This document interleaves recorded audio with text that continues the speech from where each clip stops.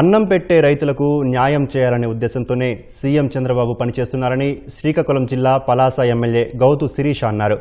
రైతులకు విత్తనాల అవసరం ఉందని గుర్తించి ముందుగానే రాయితీపై అందిస్తున్నారని చెప్పారు.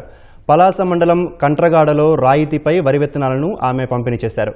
కార్యక్రమానికి వైసీపీకి చెందిన సర్పంచ్ హాజరు కావడంతో ఆమె అభినందించారు.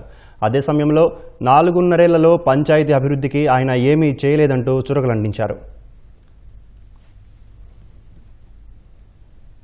రైతులకి నీరిచ్చే దిక్కు దివాణం లేని ఆనాటి ప్రభుత్వం కన్నా ఈరోజు చంద్రబాబు నాయుడు గారు రైతే రాజు అని చెప్పడం కాదు, మనకి అన్నం పెట్టే రైతన్నకే మన ఏ పథకాలైనా ముందు ఇవ్వాలని మాట మీద నిలపబడుతూ ఈరోజు వరుసల నీళ్లు తేవడం గాని, అలాగే మీరు పండించిన ధాన్యాన్ని సకాలంలో కొని సాయంత్రం కల్లా మీ అకౌంట్ లో డబ్బులు వేయడం గాని, ఈరోజు వర్షాలు పడుతున్నాయి, విత్తనాలు అవసరం రైతులకు ఇప్పుడే ఉందని ఆలోచించి ముందుగానే విత్తనాలు పంపిణీ కానీ, ఇవన్నీ ప్రజల అవసరాలని ముందుండి గమనించుకుంటూ చేస్తున్న ప్రభుత్వం ఈరోజు కూటమి ప్రభుత్వం.